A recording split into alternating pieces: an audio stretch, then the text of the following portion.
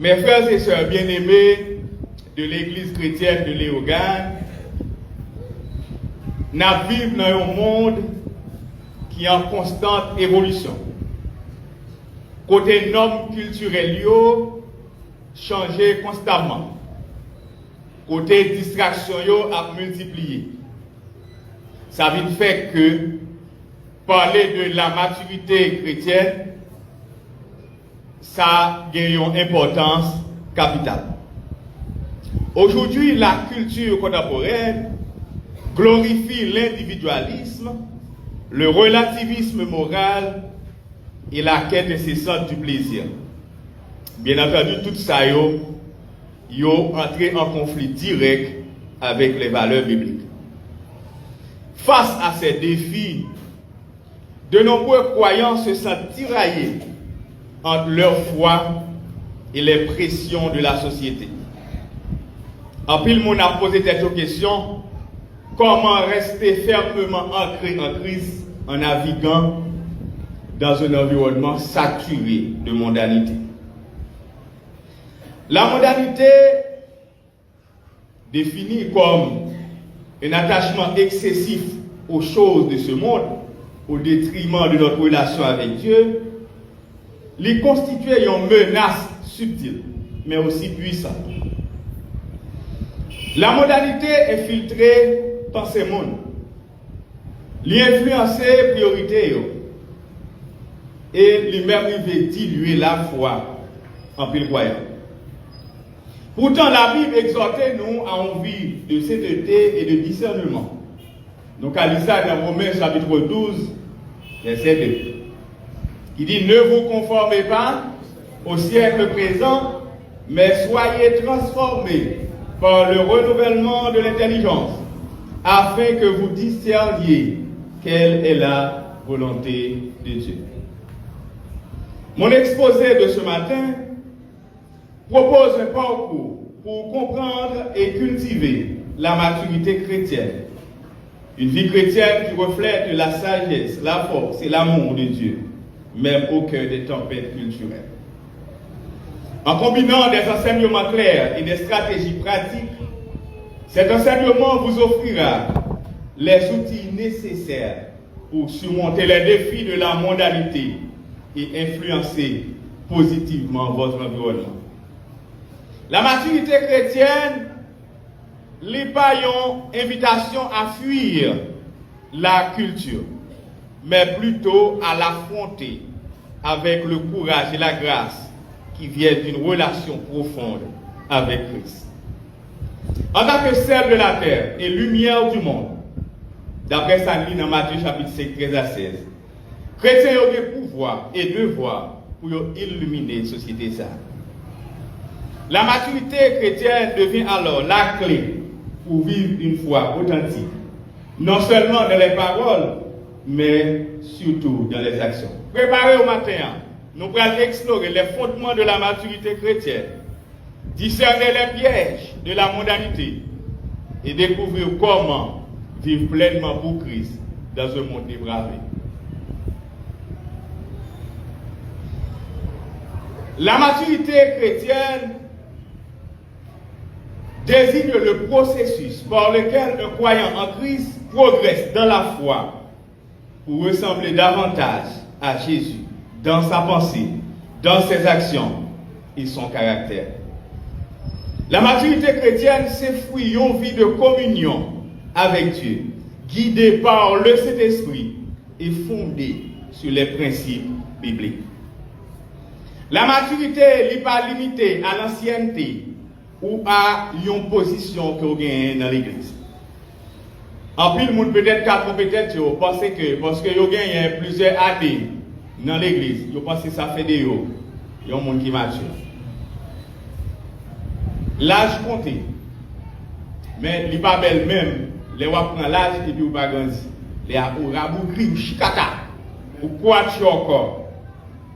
En plus, le monde peut-être penser tout parce que vous êtes occupé en position élevée. Dans une assemblée, ça fait des hauts, il y a un monde qui mature.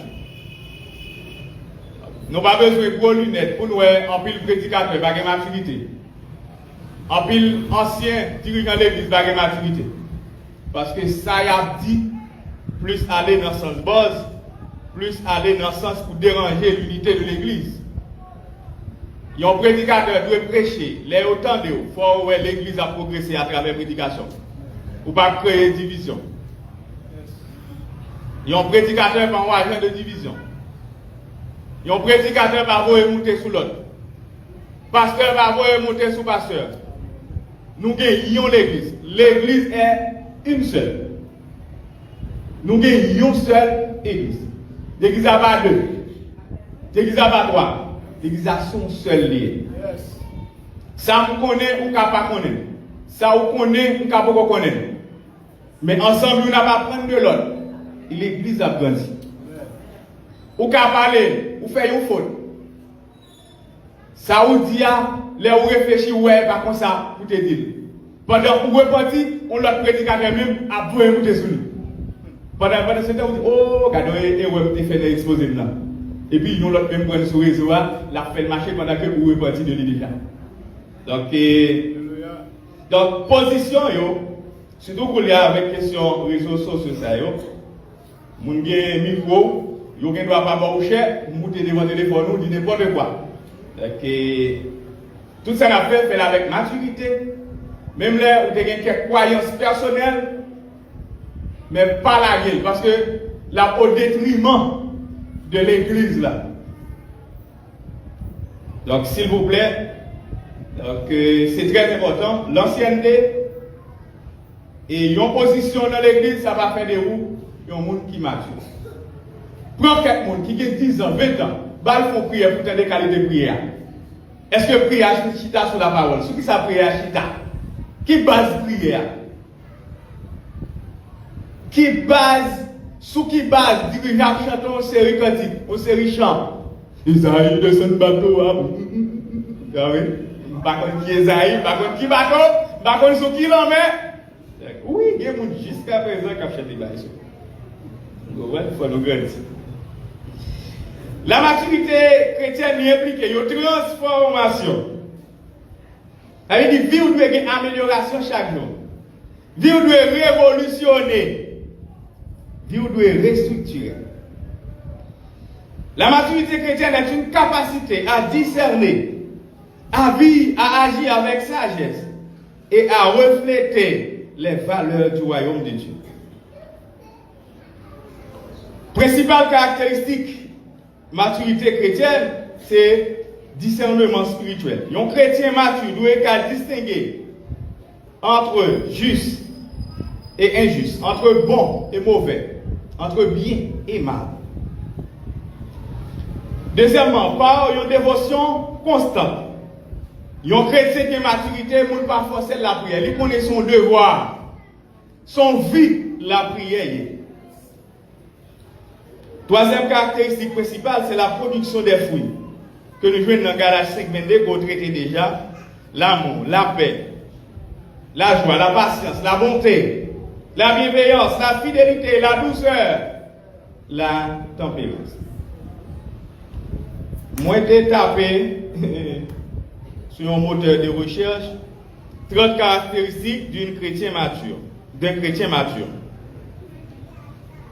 Dites pas moi, l'amour pour Dieu, obéissance à la parole de Dieu, vie de prière constante, connaissance approfondie de la parole de Dieu, fruit de l'esprit, vie de sanctification, priorité à la volonté de Dieu, fidélité, humilité, vie de pardon, amour pour les autres, zèle pour le service, résilience dans les épreuves, gestion du temps selon Dieu, discernement spirituel, compassion pour les nécessiteux, les gens qui en ont besoin, générosité, rejet de la mondanité, patience, esprit d'unité, discipline personnelle, foi ferme, reconnaissance, témoignage authentique, absence de rancune, maîtrise des paroles, réceptivité à la correction, soumission à l'autorité de Dieu, esprit de contentement, désir de glorifier Dieu dans tout. Ça, c'est 30 caractéristiques. Nous demandons un moteur de recherche, était bon ça. Donc, tout ça, c'est des débats qui caractérisent un chrétien mature. Ou à regarder des vidéos sur Facebook pour et tendez-vous bien. La maturité chrétienne est un processus alimenté par le Saint-Esprit et l'obéissance de la parole. La maturité lui exige un renoncement conscient à l'ancien mode de vie. Je voulais poser deux questions. Qui domaine dans la vie ou pensez qu'il a besoin de maturité? Il y a des gens qui ont besoin de maturité dans la pensée. Il y a des gens qui ont besoin de maturité dans la parole. Bouchou trop chaud. Bouchou chapé trop rapide. Ouais, besoin de maturité dans ce sens. Dans quel domaine dans la vie vous sentez besoin de maturité? Est-ce que c'est sur le plan sentimental? Ok, etc. Comment en relation avec Dieu, deuxième question, lui influencer décision à prendre chaque jour? Est-ce que l'on va prendre une décision ou prendre en fonction de relation avec Dieu? Il y a un monde qui prend décision sans pas tenir compte de sa bonne pensée ou pas de maturité. C'est clair. La maturité chrétienne n'est pas une destination. Ce n'est pas comme si vous prenez Port-au-Prince ou qu'on marche de arriver Port-au-Prince ou comme là. Mais un voyage continuel. Depuis c'est sous la terre. Je dis, non, année ça, j'ai 41 années. À 42 ans, à 43 ans, j'ai besoin de grandir. 90 ans, si Jésus n'est pas venu, j'ai grandi tout, 100 ans. Si je ne peux pas mourir, j'ai grandi tout. C'est un voyage continuel. Ce n'est pas un côté où vous dites, bon, là, j'ai une maturité, je finis. La maturité, relative, je dis à une compréhension, après demain ou après l'autre, on a toujours besoin de grandir. Chaque croyant est appelé à se laisser transformer par le Saint-Esprit, à approfondir sa connaissance de Christ et à manifester son caractère dans toutes les sphères de la vie.